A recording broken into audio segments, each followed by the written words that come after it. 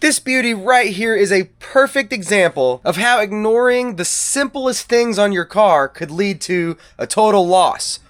I bought this for $600, spent $57 on the tow dolly rental, and estimated $30 in gas and about 4 hours of my time. Towed it home with my own truck. It was about a 150-mile round trip. So watch as I find the root problem this car had, the thing that was ignored, how I came to the conclusion that it needs something major, and how the previous owner's loss became my gain. Alright, it's in the driveway. Step 1, remove rock stuck in grill. Can you pull up on that? Yeah, nice. Gonna have to rejuvenate that spring. There. So this is the sales listing where it says, needs a transmission. Of course, I'm gonna diagnose it myself just to be sure. Engine oil's full. Now we already know this doesn't go in gear, and I think I might have gotten lucky because there is no fluid on the dipstick at all, and it's not even running. You're supposed to check automatic transmission fluid with the car running, so it's even worse that there's none in it with it not running. So I bought this with the realization that it probably needs a transmission, but maybe it doesn't, because it is very low on fluid. I don't want to start it up since it's empty, but you feel nothing when you put it in gears. So I'm gonna fill it with fluid first. Always clean out your funnels. Air it out, of course, let the stuff dry. This is fluid for all the Dexrons. This one was Dexron 2. Look, there's a wasp nest down there. They might get you under the air filter to the right of the starter motor. Oh. Do you see it? Yeah. Oh, okay. Do you know where the air filter is? You surprised me there a little bit. What? What about the starter? No, that's the battery. You know that. Yeah. 1 quart in first. Hopefully, the previous owners, because the guy I bought it from was not the previous owner. Hopefully they didn't try driving it a whole bunch and burn the transmission up. Interior needs a nice clean for sure. Some sticky gunk in there. Stereo, that's gonna happen. There's that odometer though. 85,584 miles on a 91. Yeah, it's really hard to tell because it's still settling in the tube. Oh, nice. Still nothing. We'll check the fluid with it running now. Still low. Glug, glug, glug. I hear a gurgling sound in there. This is a nice looking car. Thanks. Except for all the scratches and they need to wipe it off. Hey, it looks beautiful. When I was loading it up, I noticed that there was lots of leakage underneath the transmission, so I was really hopeful once I saw that. But again, that doesn't necessarily mean we're in good shape yet. Still nothing. There is absolutely a gurgling noise in there. I hear that. It's definitely still low. Oh. And it just died. What's that all about? Any juice leaking out? Hey, that's a new master cylinder. Look how clean it is underneath. Very, very little rust or corrosion. Another day, another quart. Still showing low. I want to try one more.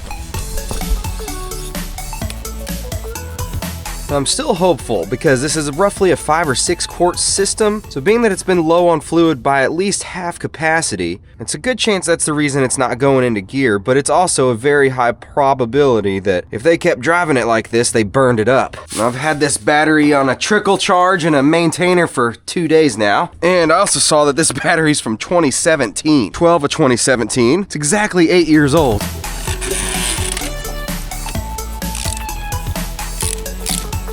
Now, some people don't know that automatic transmission fluid needs to be checked with the engine running, and you really should run it through all the gears first. So a low transmission fluid level will look good with the engine off. It'll show full on the dipstick. The other day, when I first got it home that you saw a second ago, it was not even on the dipstick with the engine not running. By the way, some fluid has leaked out, just sitting there in the driveway. So if this sat for even a month, which it most likely did, the fluid level would be a lot worse than it was when it initially got parked. So again, I'm still hopeful here. Let's see what happens. Yeah, that battery is definitely no good. Oh, it's trying to move. It is, it's trying to move. Look at this. Oh man. Yeah, so that's like right on the low end of low. Nothing's leaking out any quicker than it was with it running. Oh yeah. Yeah, it's slipping.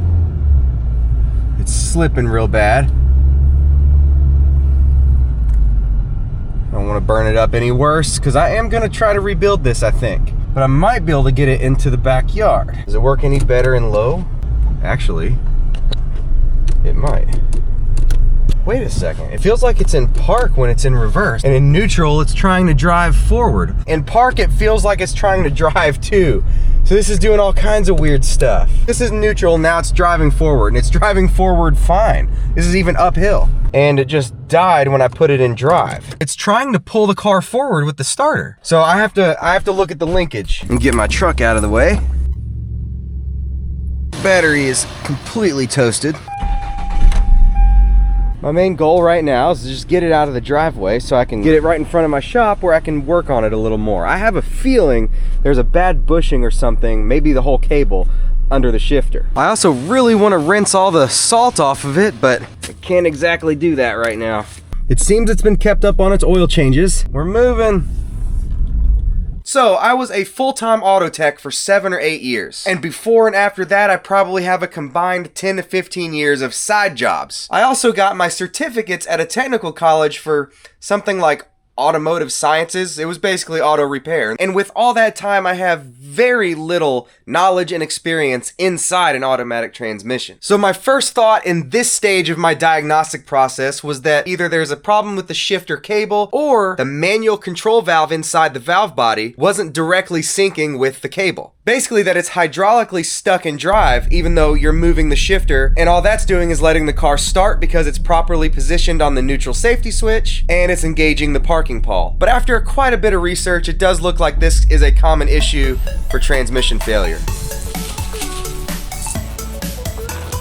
On the transmission side, everything on the shifter seems to be okay. So I'm gonna go ahead and remove all that stuff. Poop, I'm not seeing any issues under here. No excessive play in that shift cable. Locking clip is in place. We got lucky and ended up with an actual warm day. It's like 55 degrees. And yes, this car smells exactly like my old Camry did. It smells literally like Camry.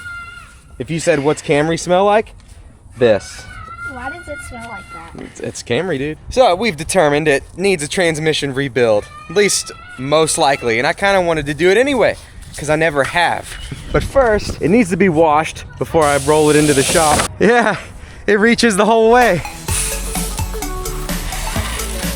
Well, that's not right.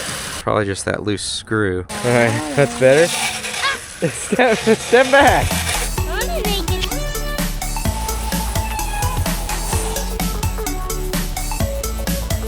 Man, look at her shine now. That is so much better. I mean, how can you not like this? We got this sexy 90s pinstriping, broken corner lamp, dents and stuff, horribly neglected wipers, hubcaps, automatic seat belts, and best of all, a manual pull-out antenna. So after quite a few hours of research, I did discover that most likely it needs the transmission rebuilt. Basically, it goes in drive in every single gear, even in park, but obviously it can't move because the parking pawl is engaged. In reverse, it's fighting itself. It's trying to go forward and backwards, and then in every other gear, neutral, drive, L, 2, and L, it's trying to drive forward, which obviously the last 3, that's normal.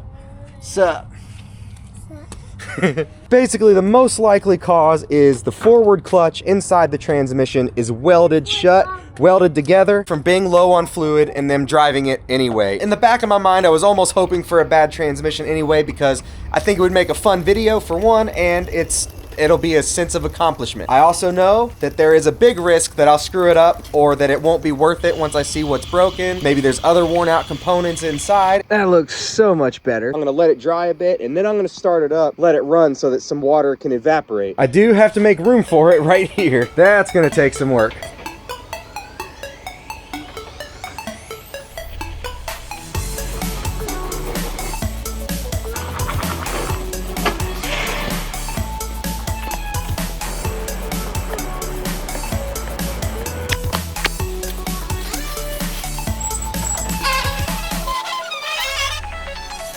Okay, she's been running perfectly. Let me turn this down, it's probably loud. Perfectly for probably 2 hours while I cleared out the garage. Radiator fans coming on and everything, perfect temperature. The engine sounds really good. It's been sitting here 3 days. Hopefully it still drives. Yes, oh, parking brake's on.